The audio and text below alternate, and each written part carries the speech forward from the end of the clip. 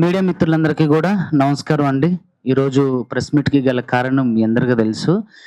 ఏంటంటే మంగ్లీ కేస్‌కి సంబంధించినటువంటి విషయాల్ని సమాజానికి తెలియజేయడం కోసం అసలు ఏం జరుగుతుంది? నేను ఎక్కడికన్నా వెళ్ళినా సరే, లేదంటే ఎక్కడన్నా మామూలుగా కనిపించినా సరే, సామాజిక మాధ్యమాల్లో గానివ్వండి, అదేవిధంగా సోషల్ మీడియా వేదికగా అందరూ అడిగే ప్రశ్న ఏంటంటే, మంగ్లీ కేసు ఏమైంది? మంగ్లీ కేసు కథ కంచికి చేరిందా? మీరేమన్నా డబ్బులు తీసుకొని సెటిల్‌మెంట్ చేసుకున్నారా? సో, ఇంకా రకరకాల ఊహాగానాలు ఇవన్నీ గూడా తలెత్తుతున్నాయి. ఇంకోటేంటంటే, మధ్యలో ఎవరైతే మేము ఉద్యమకారులం అని చెప్పి, మేము ఉస్మానియా యూనివర్సిటీ అని చెప్పి, కొంతమంది ఎవరైతే అంటే మంగ్లీకి ఎగెయిన్స్ట్‌గా వర్క్ చేసినటువంటి నాయకులున్నారో మీ అందరికీ తెలుసు. ఆల్రెడీ మీరు వాళ్ళతో గూడా అడగడం జరిగింది. వాళ్ళు ఎటువంటి సమాధానం చెప్పకుండా తప్పించుకోవడం కూడా జరిగింది. సో, వాళ్ళందరూ ఏమైపోయారు? మీరంతా కలిసి ఏం జరిగింది? ఇక్కడ అంతా గూడుగొట్టని ఏమన్నా జరిగిందా? లేదంటే అంతా సద్దుమణిగిపోయిందన్నారు. దయచేసి సమాజానికి నేను తెలియజేసేదేంటంటే, ఎక్కడ గూడా మంగ్లీ కేసు నీరు కారలేదు. మంగ్లీ గారి మీదకి సంబంధించినటువంటి కేసు ఎక్కడ గూడా లాలూచీ జరగలేదు. అదేవిధంగా కాంప్రమైజ్ అవ్వడం జరగలేదు.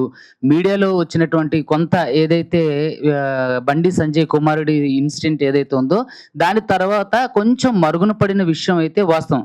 మీడియా అటెన్షన్ అంతా అటువైపుకెళ్ళడం అంటే ఇక్కడ నాట్ ఓన్లీ మంగ్లీ ఎవరైనా సరే విక్టిమ్ ఎవరున్నా సరే వాళ్ళకి న్యాయం జరగడమే కావాలి కాబట్టి, సో కొంత మీడియా అటెన్షన్ అటు వెళ్ళడం వల్ల ఈ కేసుకి ఉన్నటువంటి ప్రాధాన్యత తగ్గింది.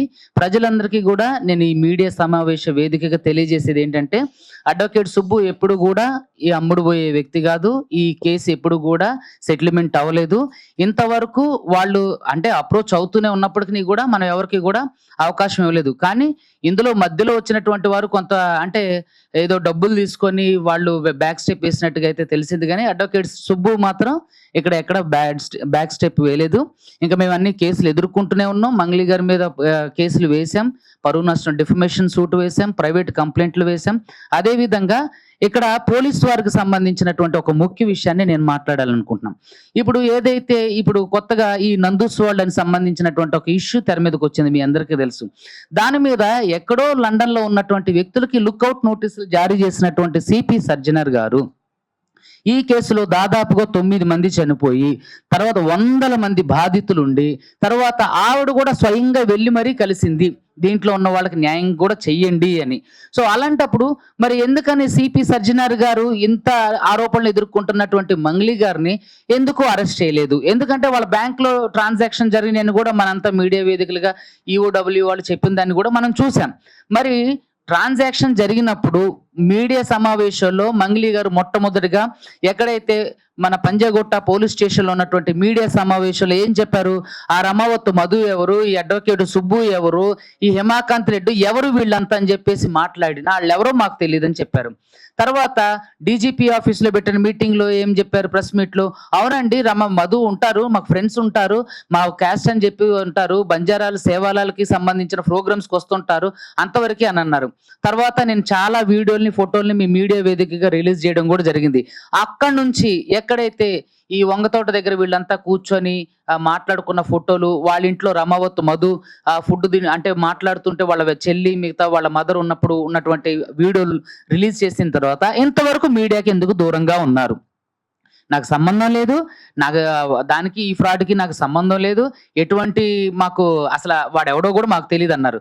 అదేవిధంగా ఒక మీడియా మిత్రుడు అడిగినటువంటి సమాధానానికి మరి ఆ డబ్బులు లెక్కబెట్టే వ్యక్తి ఎవరో మీకు తెలుసు అంటే ఎవరో ఇదే ఎక్స్ప్రెషన్స్ తో చెప్పారు.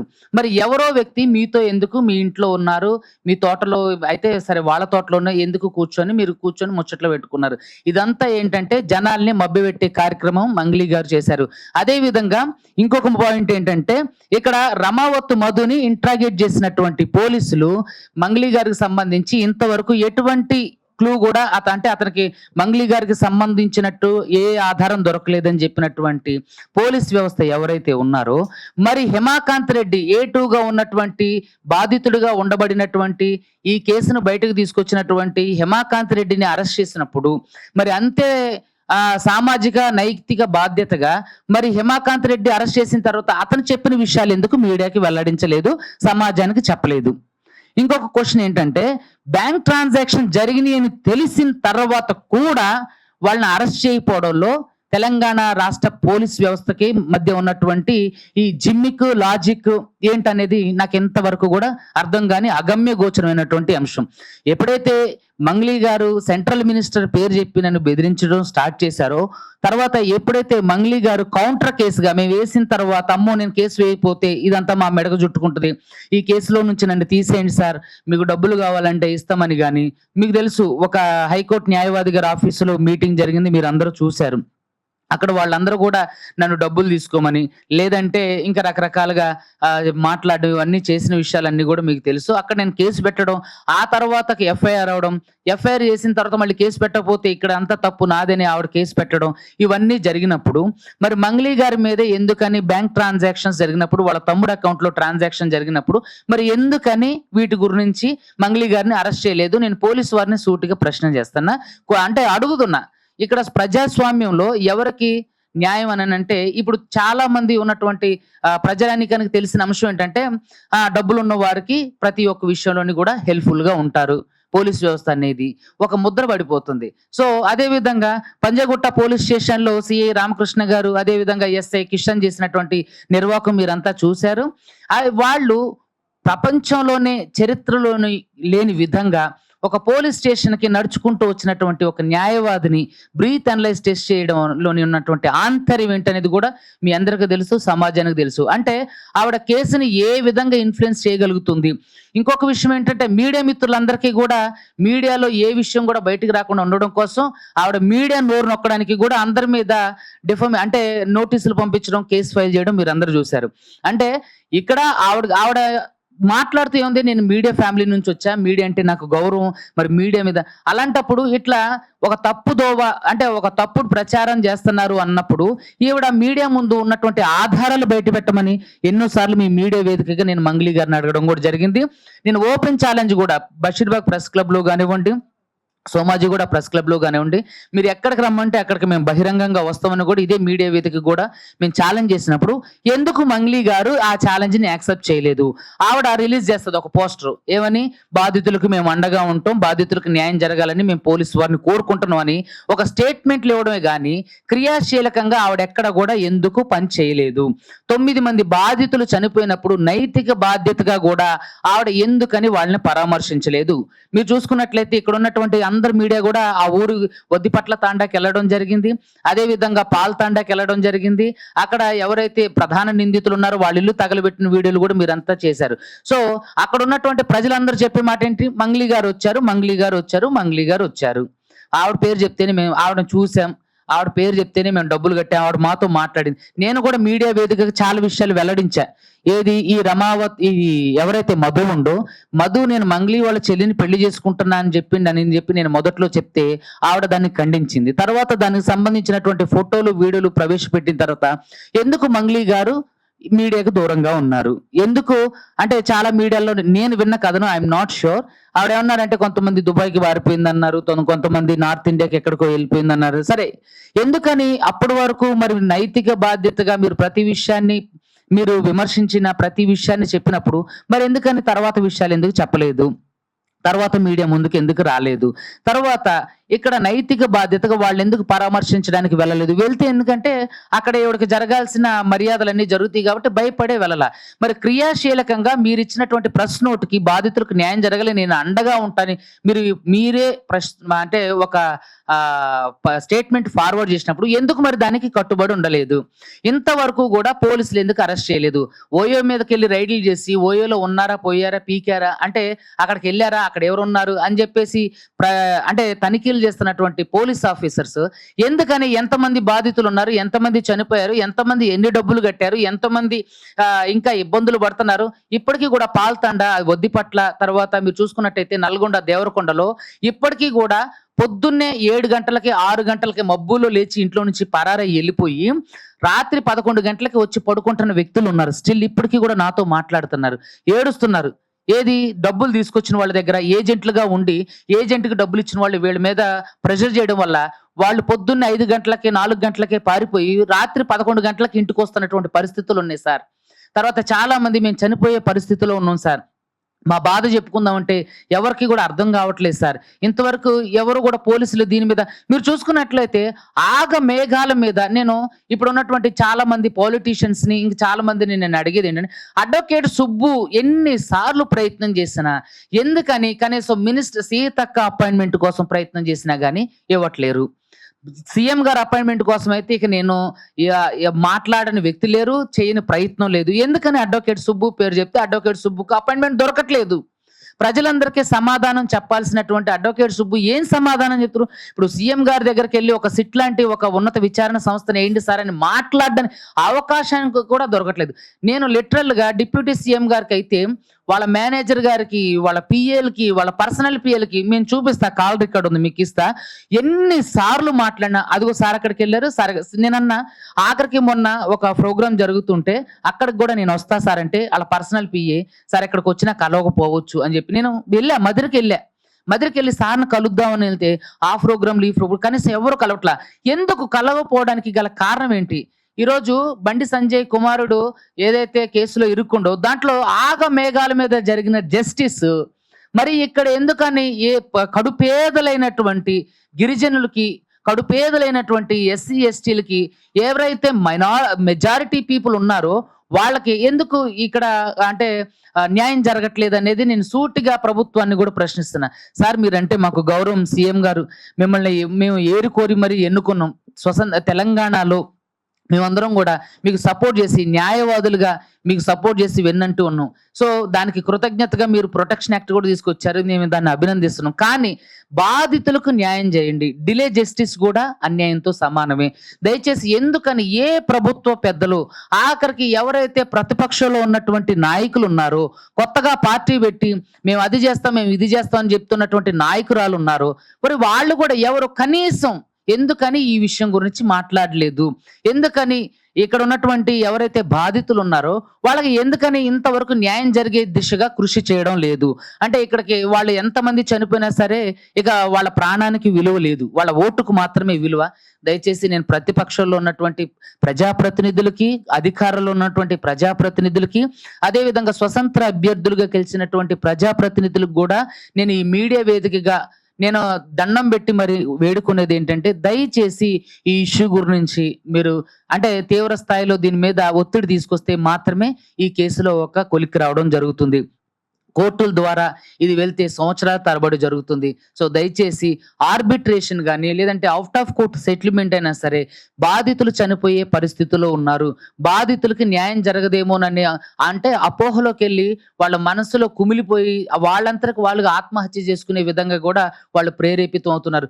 ప్రతిరోజు మీకు చెప్తే చాలా అంటే హాస్యాస్పదంగా ప్రతిరోజు అక్కడ నుంచి తండాల నుంచి ఫోన్లు చేసి సార్ మిమ్మల్ని నమ్ముకున్నాం సార్, ఏమైంది సార్, దీని గురించి ఎక్కడ మాట్లాడలేదు సార్, ఇక్కడ ఏమవుతుంది సార్, మేమంటే బ్రతకాలా చనిపోవాలని చెప్పేసి మాట్లాడుతున్నటువంటి సందర్భాలు ఉన్నాయి. మరి ఇక్కడ మంగ్లీ ఈ రాష్ట్రంలో ఏం జరుగుతుందిరా అని మాట్లాడి గొంతు దించుకొని, చొక్కాలు దించుకొని, బట్టలు దించుకున్నటువంటి వ్యక్తులు మరి ఈ రోజు ఎక్కడికి వెళ్ళిపోయారు? ఎందుకని ఈ విషయం మీద స్టాండ్ తీసుకోవట్లేదు? ఎందుకని అంటే వాళ్ళ రాజకీయ స్వప్రయోజనం కోసం మాత్రమే చేసిన నేను గతం నుంచి కూడా ఈ విషయాల్ని వీళ్ళు చేస్తున్నటువంటి ఫైట్ ను కూడా నేను గతంలో కూడా నేను ఖండించుకుంటూనే వచ్చా. సో ఇది కేవలం ఎవరొచ్చినా సరే వాళ్ళ ప్రయోజనం కోసం, వాళ్ళ స్వార్థం కోసం, పేరు ప్రఖ్యాతుల కోసమో వస్తున్నారు, షో పుటప్ చేస్తున్నారు, వాళ్ళకి అందినవి లేదంటే వాళ్ళకి కావాల్సింది సంపాదించుకుంటున్నారు. అది నేమా ఇంకా రకరకాలుగా ఏదైనా సరే వాళ్ళంతా ఇందులో నుంచి నిష్క్రమిస్తున్నారు. మరి పేద ప్రజలు ఎవరైతే ఉన్నారో వాళ్ళకి మరి ఏ విధంగా న్యాయం జరుగుతుంది? ప్రజాప్రతినిధులు ఖచ్చితంగా ఈ స్కామ్, ఇంత పెద్ద స్కామ్ బయటకు రావడానికి నిజంగా మీ మీడియా మిత్రుల సహకారం నిజంగా మరోలేనిది. ఈ రోజు తెలంగాణలో ఇంత పెద్ద స్కామ్ బయటకు వచ్చిందంటే తీసుకొచ్చిన నాకంటే కూడా దాన్ని ప్రజాక్షేత్రంలోకి తీసుకెళ్ళినటువంటి మీడియా మిత్రులకి నిజంగా ఈ మీడియా సమావేశంలో మీ అందరికీ కూడా శిరస్సు ఉంచి నేను నమస్కారాలు తెలియజేస్తున్నా. అదే విధంగా ఇక ముందు కూడా ఈ కేసు విషయంలో మీ సహకారం ఇలాగే ఉంటుందని నేను ఆశిస్తున్నా. ఇంకా చనిపోయిన ఇక్కడ సిపి సజ్జనార్ గారిని చూస్తే ఓయో రూములు చెక్ చేస్తాను, చెక్ చేయండి, అది కూడా చేయండి, పర్లేదు. మరి 9 మంది బాధితులు చనిపోయారు. మీకు అక్కడికొచ్చి మీ దగ్గర కూడా ఆవిడ కంప్లెయింట్ చేయడం జరిగింది. మీరైనా దీని మీద ఎందుకని ఇనిషియేట్ తీసుకోవట్లేదు? ఎక్కడో లండన్‌లో ఉన్నోళ్ళకి లుకౌట్ నోటీసులు ఇస్తున్నటువంటి పోలీస్ వ్యవస్థ ఎదురుగానే కళ్ళ ముందునే ఇంతమంది చావులకు కారణమయ్యి వందల కోట్ల స్కాములు చేసి తిరుగుతున్నటువంటి వ్యక్తుల్ని ఎందుకని శిక్షించట్లేదు? ఇక్కడ ప్రజల్లో ఉన్నటువంటి నమ్మకం ఏంటంటే ఇక్కడ డబ్బులున్న వారికి ఏ విధంగానూ శిక్షలు పడవు. వాళ్ళు తప్పు చేసినా సరే ఈజీగా బయటికి రావచ్చు అనే ఒక కాన్సెప్ట్, ఒక ధోరణి ప్రజాక్షేత్రంలోకి వెళ్తుంది కాబట్టి దయచేసి పోలీస్ వ్యవస్థ అందరూ కూడా ఈ విషయంలో మీరు అంటే ఏమంటారు ఓపెన్ హార్ట్‌గా దీనికి సహకరించండి. దయచేసి అంటే ఉదార స్వభావంతో వ్యవహరించండి. దయచేసి నేను ప్రజాప్రతినిధులందరికీ కూడా నేను విన్నవించుకునేది ఏంటంటే ఇప్పుడు 7వ తారీఖు నుంచి హైకోర్టు వెకేషన్ అయిపోతుంది. కోర్టు బెంచ్‌లు జడ్జిలందరూ కూడా బెంచెస్ ఎక్కుతారు. సో కాబట్టి అందరూ కూడా మీరు ఏమని చెప్తుంది మంగ్లీ గారు, ఇంతవరకు నా మీద ఒక్క ఎఫ్ఐఆర్ కూడా కాలేదు. నా మీద ఎవరు కంప్లెయింట్ కూడా ఇవ్వలేదు అని చెప్పి ఆవిడ చెప్పడం జరిగింది. సో ఎన్ని కంప్లెయింట్లు ఇచ్చాం, ఎంతో మంది దగ్గరకు తిరిగాం. గద్వాల సిసిఎస్కి వెళ్తే అదే విధంగా నల్గొండ సిసిఎస్కి బాధితులు పంపిస్తే ఇది ఆల్రెడీ నడుస్తుంది, దీంట్లో మేమేం చేయలేమని చెప్పేసి సిసిఎస్లో ఉన్నటువంటి అధికారులు మాట్లాడడం అనేది నిజంగా అంటే బాధితులు నాతో చెప్తుంటే ఏం జరుగుతుంది? అరే ఒక చిన్న చిన్న రోడ్డు పక్కన ఉంటున్న ఏదన్నా ఫుట్పాత్ మీద ఒక షాప్ పెడితే వెంటనే వచ్చి కూల్చేస్తున్నటువంటి ప్రభుత్వాలు, అదే విధంగా రకరకాల వ్యవస్థల్లో ఉన్నటువంటి రకరకాల తప్పుల్ని వెంటనే అంటే బయటకు వెలుగులోకి తీసుకొచ్చి వాటిలో న్యాయం చేస్తున్నటువంటి ప్రభుత్వాలు, ప్రజాప్రతినిధులు, పోలీసు వ్యవస్థ మరి ఎందుకని ఈ కేసు విషయంలో నిమ్మకు నీరెత్తినట్టు ఉన్నారు? ఎందుకని ఈ విషయం గురించి ప్రజాప్రతినిధి కూడా ఎక్కడ మాట్లాడినటువంటి సందర్భం లేదు? ఎందుకని అంటే ఈ పర్టిక్యులర్ కేసులో మాత్రమే ఎందుకు ఈ మౌనం? ఈ మౌనం వెనుకున్నటువంటి అర్థం ఏంటి? అసలు మీ స్టాండ్ ఎటువైపు? బాధితుల వైపా, ఎవరైతే ప్రధాన నిందితులుగా ఉన్నటువంటి రమావత్ మధు, మంగ్లీ వాళ్ళ తమ్ముడు భరత్ చౌహాన్, శైలజ చౌహాన్, బాలాజీ నాయక్ వీళ్ళ వైపా? అంటే నేను ఏమంటున్నానంటే ఒక వ్యక్తిని అరెస్ట్ చేసి లోపలేసేంత వరకు కృషి చేసి కనుబడటం లేదు అని పోస్టర్లు వేసినటువంటి ప్రధాన పార్టీ నాయకులు కానివ్వండి, కార్యకర్తలు కానివ్వండి, మీరెందుకు సామాజిక బాధ్యతగా దీన్ని తీసుకొని వందల మంది బాధితులకు న్యాయం చేయడానికి పూనుకోవడం లేదు?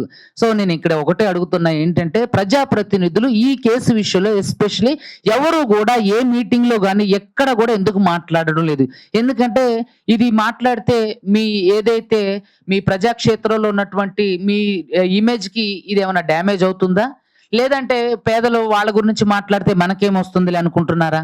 మీకు సంబంధించినటువంటి పొలిటికల్ ఇష్యూస్ అవి ఎంత చిన్నవైనా సరే భూతద్దంలో పెట్టి మరి తిప్పి మార్చి మరి మాట్లాడే మీరు మరి ఎందుకని ఇన్ని వందల కోట్ల స్కామ్ జరిగి డబ్బులు ఎక్కడున్నాయో కూడా నేను చెప్తున్నప్పటికీ, ఎక్కడెక్కడ ఆస్తులు ఉన్నాయో నేను చెప్తున్నప్పటికీ, ఎక్కడెక్కడ పబ్బులు కట్టారు, స్కూల్స్ కట్టారు, హాస్పిటల్స్ కట్టారని బాధితులు నాకు చెప్పిన విషయాలు నేను పోలీసు వారికి మీడియా వేదికగా అందరికీ చెప్తున్నప్పటికీ వాళ్ళకి ఫ్రాడ్ ట్రాన్సాక్షన్స్, అరే నా దగ్గరికి ఈ రోజు ఒక కేసు వచ్చింది, మీకు ఆ వ్యక్తిని చెప్తా, 2,000 పడ్డాయని అతని అకౌంట్ లో 2,000 పడ్డాయి అని చెప్పేసి ఫ్రాడ్ ట్రాన్సాక్షన్ కింద అతని అకౌంట్ ని ఫ్రీజ్ చేసినటువంటి వ్యక్తులు మరి కోట్ల రూపాయల బ్యాంక్ ట్రాన్సాక్షన్ జరిగినప్పుడు మరి వాళ్ళ బ్యాంకుల మీద ఎందుకని ఫ్రాడ్ ట్రాన్సాక్షన్ కింద వాళ్ళ అకౌంట్ లో ఫ్రీజ్ చేయలేదు? ఇంకొక విషయం, ఇక్కడ సెంట్రల్ మినిస్టర్ పేరు చెప్తున్నటువంటి మంగ్లీ గారు ఆ సెంట్రల్ మినిస్టర్ గారే కాపాడుతున్నారా? నాకు ఎమ్మెల్యే తండ్రితో ఫోన్ చేయించారు, రకరకాల వ్యక్తులతో ఫోన్ చేయించారు, ఉస్మానియా యూనివర్సిటీలో ఉన్నటువంటి విద్యార్థి నాయకులతో బెదిరింపు కాల్స్ చేయించారు. నన్ను ఒక మీడియా వేదికగా అక్కడికి ఇంటర్వ్యూ ఇవ్వడానికి వెళ్ళిన నన్ను చాలా మంది అంటే వెంటబడ్డారు. వాళ్ళ మీడియా వాళ్ళు కూడా వాళ్ళ గురించి చేశారు. నన్ను ఫోన్లో కూడా చాలా మంది ఇబ్బంది పెట్టారు. సో నాయకోటి మచ్చేంద్ర అనే వ్యక్తి అయితే డైరెక్ట్ గా నాకు ఫోన్ చేసి బెదిరించిండు. ఏది మన గూడెం మహిపాల్ రెడ్డి గారి రైట్ హ్యాండ్ అని అన్నారు. ఐ డోంట్ నో అతను, సో అతను మహిపాల్ రెడ్డి గారికి అతను తెలుసా లేదనేది, కానీ అతను మాట్లాడిన వీడియో కూడా నేను మీడియాకి రిలీజ్ చేశా.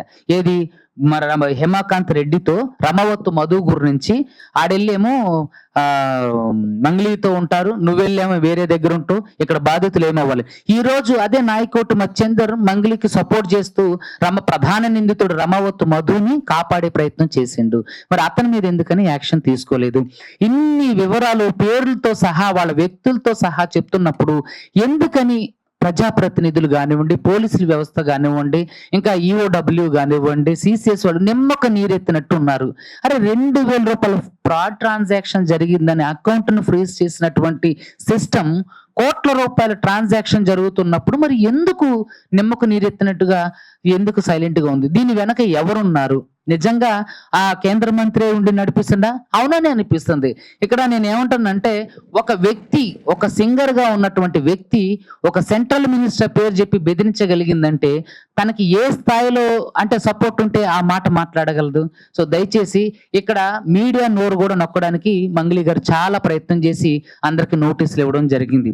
సో ఆ నోటీసులో డేట్ ఒక రోజు ఉంది, డిస్పాచ్ అయిన రోజు ఒక రోజు ఉంది. మీకు ఇంకొక విషయం చెప్తా. ఈవిడ ఎవరైతే మధుకి మాకు ఓన్లీ ఇంటికి సంబంధించిన ట్రాన్సాక్షన్ జరిగింది అని మాత్రం చెప్పారు. ట్రాన్సాక్షన్ లో మీరు చాలా బ్లండర్ మిస్టేక్ మీరు అందరూ గమనించండి. మీడియా వేదిక ప్రజలకు చెప్తున్నా, క్యాన్సిలేషన్ ఆఫ్ రిజిస్ట్రేషన్ అని లేదంటే క్యాన్సిలేషన్ ఆఫ్ సేల్ అని ఒక నోటీస్ పంపించింది. దాంట్లోనేమో ఏప్రిల్ 30వ తారీఖు అని ఉంది. ఏప్రిల్ 30వ తారీఖు ఆ డాక్యుమెంట్ పర్చేజ్ చేశారు. దాని మీద సబ్ రిజిస్టర్ ఆఫీసు ఏప్రిల్ 30వ తారీఖు 2026 పర్చేజ్ చేసింది. ఏది 100 రూపీస్ బాండ్ పేపరు. దాని వెనకున్నటువంటి సబ్ రిజిస్టర్ ఏ డేటో తెలుసండి? 5వ తారీఖు డిసెంబర్ 2025. అసలు నాకు అది చూడడంతో ఫీజులు ఎగిరిపోయింది. నా 9 ఏళ్ల అనుభవంలో నిజంగా ఇంత గొప్ప ఫ్యాబ్రికేటెడ్ డాక్యుమెంట్ నేను ఎప్పుడు చూడలేదు. డాక్యుమెంట్ లో కొన్నదేమో ఏప్రిల్ 30వ తారీఖు 2026. మీకు అందరికీ కూడా వచ్చింది, మీరు అందులో చూడండి. Cancellation of sale agreement. కానీ రిజిస్ట్రేషన్ ఎప్పుడుంది? డిసెంబర్ 5వ తారీఖు 2025. మరి అంటే ఈ ఇందులో ఎంత మందిని ఈవిడ మేనేజ్ చేస్తుంది అనేది ఎక్కడైనా సరే మనం ఈ రోజు ఆఫ్టర్ ఒక 100 రూపాయల బాండ్ పేపర్ కూడా మనం కొనాలంటే డేట్ మార్చి కొనలేని పరిస్థితి. మరి ఏప్రిల్ 30వ తారీఖు కొన్న బాండ్ పేపర్ మీద డిసెంబర్ 5వ తారీఖు 2025 స్టాంప్ ఎలా వస్తుందండి?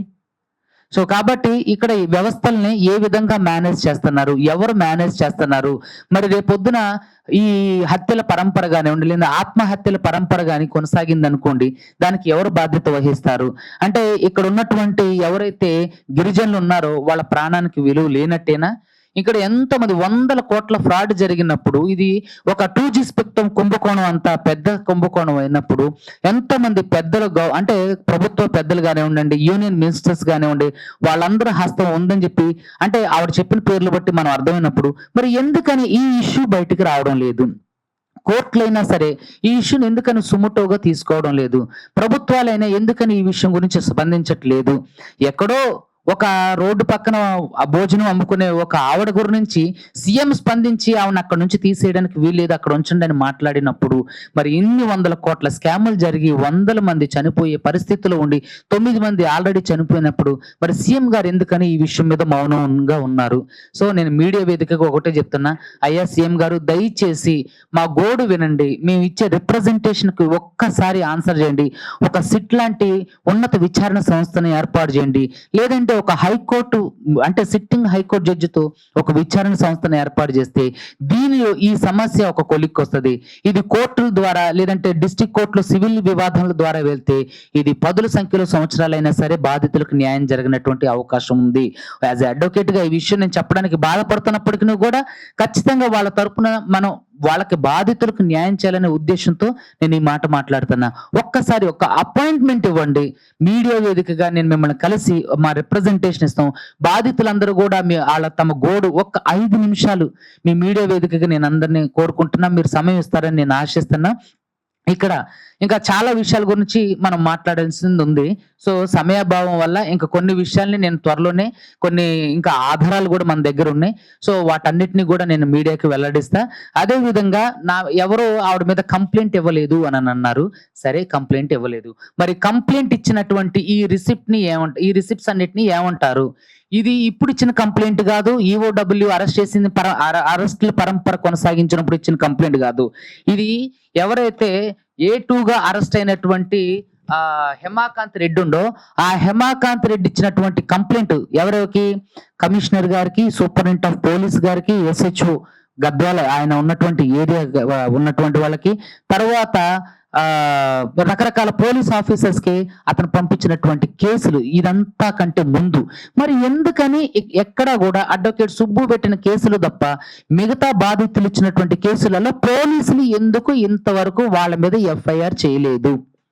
అరే ఎక్కడో ఒక చిన్న క్లూ దొరికితే 2,000 రూపాయల ట్రాన్సాక్షన్ జరిగితే అకౌంట్ ని ఫ్రీజ్ చేస్తున్నటువంటి ఈ గొప్ప సిస్టంలో మరి ఇన్ని కంప్లైంట్లు, వందల కంప్లైంట్లు ఎక్కడి నుంచి కరీంనగర్ లో కంప్లైంట్లు ఇప్పించా, వరంగల్లో కంప్లైంట్లు ఇప్పించా, అదే విధంగా మన హైదరాబాద్ లో కంప్లైంట్లు ఇప్పించా, కరీంనగర్ లో మన కర్నూలులో కంప్లైంట్లు ఇప్పించా. కర్నూలులో ఇచ్చిన కంప్లైంట్ మాత్రమే ఎఫ్ఐఆర్ అయింది, ఇప్పించా. అది కూడా నేను మాట్లాడి రిక్వెస్ట్ చేస్తే, అక్కడ ఉన్నటువంటి ఎమ్మెల్యే గారు సపోర్ట్ చేస్తే, అడ్వకేట్ సుబ్బు రిక్వెస్ట్ చేస్తే కాదు, అక్కడ ఉన్నటువంటి ఎమ్మెల్యే గారు సపోర్ట్ చేస్తే ఒక ఎఫ్ఐఆర్ అయింది. అక్కడ అడ్డోనిలో కంప్లైంట్లు పెట్టించా, డోన్లో కంప్లైంట్లు పెట్టించా, రకరకాల ఉన్నటువంటి అన్ని స్టేషన్లలో ఎవరైతే బాధితులు ఉన్నారో వాళ్ళు ఎవరి ద్వారా మోసపోయారు, మంగ్లీ పేరు వాళ్ళ తమ్ముడు పేరు ప్రస్తావిస్తూ మరి ఇది 2-3 నెలల క్రితం ఇచ్చినటువంటి కంప్లైంట్లు, ఈ అప్పుడు ఇచ్చినటువంటి పోస్టల్ రిసిప్ట్స్, ఇప్పుడైతే వీటిని సృష్టించలేం కదా. సో ఎందుకని మరి మంగ్లీ గారి మీద వాళ్ళ తమ్ముడి మీద విచారణ కొనసాగలేదు? ఎందుకని వాళ్ళని అరెస్ట్ చేయలేదు? ఎవరు అండ చూసుకొని ఇక్కడ వాళ్ళు స్వేచ్ఛగా వాళ్ళ పనులు చేసుకుంటున్నారు. వాళ్ళ తమ్ముడు వచ్చి మాట్లాడిండు, మాకు వాళ్ళకి అసలు ఎటువంటి సంబంధం లేదు, అసలు నాకు ఇవి అవి తెలీదు, ఇది తెలీదు, నేను శుద్ధపూసని, నేను చాలా మంచి వ్యక్తిని, అసలు నేను ప్రపంచంలో నా అంత మంచోడే లేదన్నట్టుగా మీడియా ముందు వచ్చి చాలా పొలైట్ గా నీట్ గా మాట్లాడి వెళ్ళి నెక్స్ట్ రోజే అతని అకౌంట్ లో డబ్బులు ట్రాన్సాక్షన్ జరిగింది అని అడుగుతుంటే మరి ఎందుకని శివ కనిపించలేదు? దానికి ఎందుకని తను రిప్లై ఇవ్వలేదు? నైతిక బాధ్యతగా మంగ్లీ గారైనా ఎందుకని వాళ్ళకి సంబంధించినటువంటి ఈ అంశాల గురించి స్పందించలేదు? అంటే మీకు స్పష్టంగా అర్థమవుతుంది కదా ఇక్కడ ఎవరి హస్తం ఉంది, ఎవరు కోట్లు కొల్లగొట్టారు, ఎవరు సంచులు నింపుకున్నారు, ఎవరు ఇళ్లలో దాచుకున్నారు. సో కాబట్టి వీటన్నిటికీ కూడా మంగ్లీ అండ్ టీం ఖచ్చితంగా వాళ్ళు దీనికి రిప్లై ఇవ్వాల్సిందే. కాబట్టి మీరందరూ మీడియా వేదికగా ఎవరు దొంగలు, ఎవరు బాధితులు, ఎవరు డబ్బులు దోచుకున్నారు, ఎవరు అంటే అణచివేతకు గురి కాబడ్డారు, డబ్బులు ఆర్థికంగా కోల్పోయారు అనేది మీ అందరికీ తెలుసు. కాబట్టి నేను ప్రపంచానికి, అదేవిధంగా మీడియా మిత్రులకి, అదేవిధంగా ప్రజలందరికీ తెలియజేసేది ఏంటంటే అడ్వకేట్ స్టాండ్ ఆ రోజు ఒకటి, ఈ రోజు ఒకటి. బాధితుల తరపున నేను ఖచ్చితంగా ఈ కేసు ఎండింగ్ వరకు, బాధితులు నాతో ఉన్నంత వరకు, నేను ఆన్ రికార్డ్ లో వకాలతలో ఉన్నంత వరకు ఐ డెఫినెట్లీ ఫైట్. నాకు డబ్బులు ఆఫర్ చేసినప్పటికీ కూడా నేను దాన్ని తిరస్కరించానండి. నేను డబ్బులకి అమ్ముడు పోననే అనుకుంటున్నా. సో ఇంతవరకు కూడా అలాంటి సందర్భం ఏది జరగలే. కాబట్టి ప్రజలందరూ గమనించండి, అడ్వకేట్ సుబ్బు ఎక్కడ కూడా అమ్ముడు పోలేదు. ఈ విషయాన్ని ఖచ్చితంగా సీఎం గారి దృష్టికి తీసుకెళ్లి ఒక కొలిక్కి వచ్చేంత వరకు తప్పకుండా నిర్విరామంగా కృషి చేస్తా. Thank you. ఈ కేసుకు సంబంధించి 2 మాత్రమే జైల్లో ఉన్నారు నాకు తెలిసి. ఎవరైతే ప్రధాన నిందితుడు రమావత్ మధు ఉండో అతను బాధితుడైనటువంటి ఏజెంట్ గా ఉన్నటువంటి హేమాకాంత్ రెడ్డి. మరి 2 మాత్రమే ఎందుకు అరెస్ట్ చేశారు? ఎఫ్ఐఆర్ లో చాలా మంది ఉన్నారు. సో మిగతా కేసులలో కూడా ఇప్పుడు హేమాకాంత్ రెడ్డి అరెస్ట్ కంటే ముందు ఇచ్చినటువంటి కంప్లైంట్లు ఇవి నేను మీడియా మిత్రులకు ఇస్తున్నా. వీటిని ఫోటో తీసుకొని దయచేసి మీ మీడియాలో ప్రసారం చేసుకోండి. ఈ సూపరింటెండెంట్ కి, కమిషనర్ కి, ఎస్హెచ్ఓలకి వీళ్ళందరికీ కూడా ఇచ్చారు. ఇవి కొండి వాళ్ళు ఇచ్చినటువంటి రిసిప్ట్స్. ఈ కోడ్ అయితే ఇప్పుడు సృష్టించేది కాదు కదా. వాళ్ళు ఏమంటారు, మా మీద ఎవరు కంప్లైంట్ ఇవ్వలేదు, మా మీద ఎఫ్ఐఆర్లు కాలేదు. అసలు ఎక్కడ కంప్లైంట్ ఇచ్చినా మీ మీద వాళ్ళు ఎఫ్ఐఆర్, అసలు కంప్లైంట్ తీసుకుంటే కదా ఎఫ్ఐఆర్ అవడానికి. మీరందరూ ప్రజలందరూ గమనించండి, కంప్లైంట్లు తీసుకుంటే కదా. చూడండి ఎన్ని కంప్లైంట్లు, ఇవన్నీ కంప్లైంట్లు కావా? ఇవన్నీ ఇచ్చినవి కదా. ఇంకా మీకు చాలా ఉన్నాయి, అవన్నీ ఇస్తా. అవన్నీ మరి వాటి మీద ఈరోజు ఒక పోలీస్ స్టేషన్కి వెళ్ళి అయ్యా ఎల్లిగాడు, పుల్లిగాడు, మల్లిగాడు వెళ్ళి అయ్యా ఇది పలాంది పోయిందయ్యా అంటే వెంటనే ఏమంటారు పిటిషన్ ఎంట్రీ పెట్టే పోలీసులు కనీసం పిటిషన్ ఎంట్రీ కూడా పెట్టట్లేదు. ఏంటి దీంట్లో ఉన్నటువంటి ఆంతర్యం ఏంటి?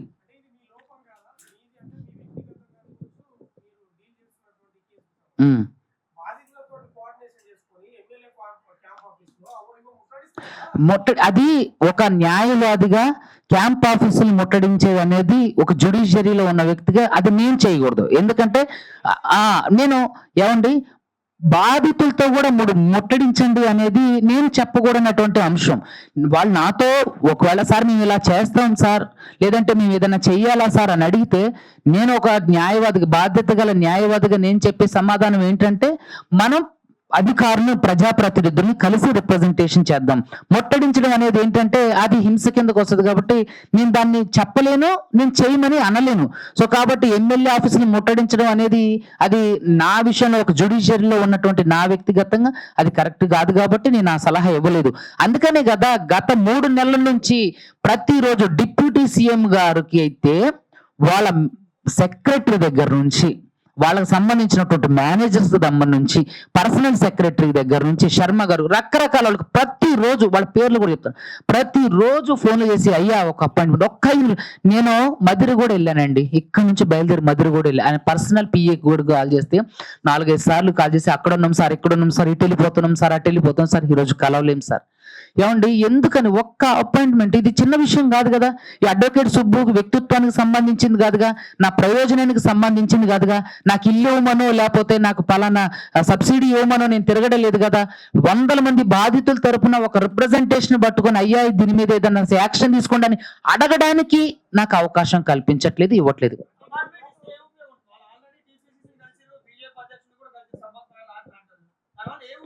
ఏమండి ఇక్కడ కలవాల్సింది ఎవరైతే ముఖ్యమంత్రి గారు ఉన్నారో ముఖ్యమంత్రి గారిని, ఇక్కడ మనం అడ్రస్ చేయాల్సింది ముఖ్యమంత్రి గారిని, రిప్రజెంటేషన్ ఇవ్వాల్సింది ముఖ్యమంత్రి గారికి.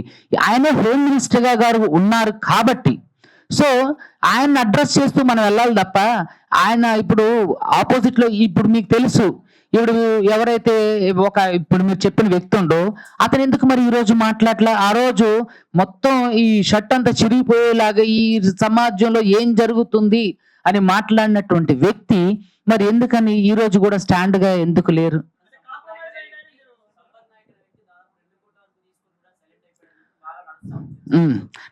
నాకు తెలిసినటువంటి ఒక ముఖ్యమైన వ్యక్తి, రెగ్యులర్ గా ఉన్నటువంటి ఒక వ్యక్తే ఈ విషయాన్ని నాతో మాట్లాడారు. ఇట్లా పలానా అంటానంటే నేను ఐ వాజ్ షాక్డ్. అరే అంటే ఇక్కడ నేను అందుకనే మన ప్రెస్ మీట్ లో ముందే నేను చెప్పా, ఇక్కడ వారి స్వప్రయోజనాలు అందిన తర్వాత వాళ్ళందరూ వదిలిపెట్టారు అని. సో విషయం ఏమైందనేది నాకు తెలీదు, అక్కడ ఏం జరిగింది అనేది నాకు తెలీదు. నాకు తెలిసింది కూడా ఏంటంటే ఒక వ్యక్తి, నేను అతని పేరు చెప్పను, ఒక వ్యక్తి 70 లక్షలు తీసుకొని ఈ కేసులో నుంచి బయటకు వచ్చేసిండు అని చెప్పేసి. ఇక్కడ నేను ఏమంటున్నానంటే ఇక్కడ అడ్వకేట్ సుబ్బుకి దానికంటే చాలా ఎక్కువే ఆఫర్ చేశారు. సో నేను స్టాండ్ తీసుకున్నట్టుగా వాళ్ళు ఇప్పటి వరకు ఎందుకు స్టాండ్ తీసుకోవట్లేదు? మరి వెళ్ళి ఇది అలా అయింది, ఇది అలా అయింది, ఇది జరిగింది, అది జరిగింది అని చెప్పి ఆ 4 రోజులు ఆ జిమ్మికి చేసినటువంటి ఈ వ్యక్తులు ఎక్కడ ఇంతవరకు ఎందుకని ప్రజాక్షేత్రంలో వాళ్ళు మాత్రం ఇప్పటి వరకు ఎందుకని ఒక ప్రజాప్రతినిధి సరే ఇందాక మీరు అన్నారు ఎమ్మెల్యే కార్యాలయాన్ని ముట్టడించండి అనేది, నేను నా పని కాదన్నా, మరి వాళ్ళు చేయొచ్చు కదా. వాళ్ళకి నిజంగానే వాళ్ళకి చిత్తశుద్ధి ఉంటే వాళ్ళకి నిజంగానే ఈ అంశం ఒక కొలిక్కి రావాలి, బాధితులకు న్యాయం జరగాలి అనుకుంటే మరి వాళ్ళు చేయొచ్చు కదా ఈ పని, ఎందుకు చేయలేదు? ఎందుకంటే వాళ్ళకి కావాల్సింది అల్టిమేట్ గా వాళ్ళు అనుకున్నది. సో వాళ్ళు అనుకున్నది జరిగిందేమో మేబీ. సో కాబట్టి వాళ్ళు ఇందులో నుంచి వైదొలిగినట్టు ఉన్నారు.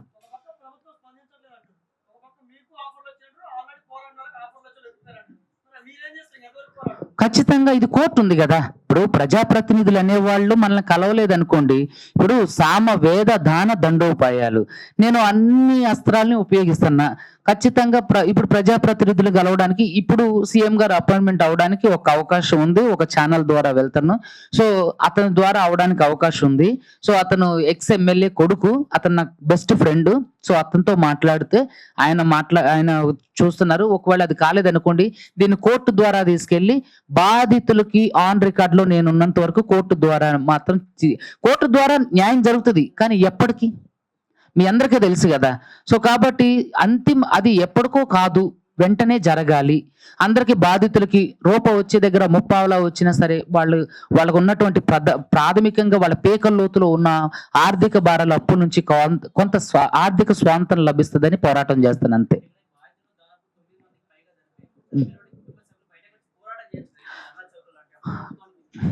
ఏమండి ప్రభుత్వాలకు వినిపించలేదని అనుకుంటున్నారా మీరు? మీరందరూ నిజంగా ఎంతో శ్రమించి ప్రతిరోజు ప్రతి నిమిషం ఒక న్యూస్ వేశారు. అది ప్రభుత్వ పెద్దలకు తెలియదు అంటారా? ఇంటెలిజెన్స్ డిపార్ట్మెంట్ ప్రభుత్వ పెద్దలకు చెప్పరా? వాళ్ళు కనీసం న్యూస్ చూడరా? న్యూస్ చూసినా కానీ స్పందించలేని వాళ్ళు, చనిపోయిన వాళ్ళు, ఆల్రెడీ వాళ్ళ కుటుంబంలో ఉన్నటువంటి సభ్యులు కోల్పోయినటువంటి వ్యక్తులు ఎక్కడికి వెళ్ళి ఎవరిని వాళ్ళంతా చదువుకోని వ్యక్తులు ఎక్కడికి వెళ్ళి చేస్తారు. ఇంకొక విషయం ఏంటంటే వాళ్ళందరూ కూడా ఇప్పటికీ రావడానికి సిద్ధంగా ఉన్నారు ఒక ప్లాట్ఫామ్ దొరికితే. ఇప్పటికీ కూడా అక్కడ ఉన్నటువంటి సర్పంచ్ గారు, మాజీ సర్పంచ్ గారు వాళ్ళందరూ కూడా ఇప్పటికీ కూడా సార్ మాకు ఏదైనా న్యాయం చేయండి. మీకు ఇంకొక విషయం చెప్తున్నా, ఇందులో డాక్టర్లు ఉన్నారు, ఈ బాధితుల్లో డాక్టర్లు ఉన్నారు, పోలీసు వాళ్ళు ఉన్నారు, ఈ బాధితులో సినిమా ఇండస్ట్రీ వాళ్ళు కూడా ఉన్నారు, నాకు మొన్న తెలిసింది. దాంట్లో ఇంకొక విషయం, అన్నిటికంటే ఆశ్చర్యకరమైన విషయం ఏంటంటే ఈ బాధితుల్లో ఎవరైతే ఈ మంగ్లీ స్కామ్ లో మీడియా మిత్రులు కూడా ఉన్నారు చాలా మంది. సో కాబట్టి నేను ఏమంటానంటే ఈ విషయాలన్నీ కూడా ప్రభుత్వాలకు తెలియదు అంటారా. సో కాబట్టి వాళ్ళకి తెలిసినా సరే దీని గురించి స్పందించట్లేదు.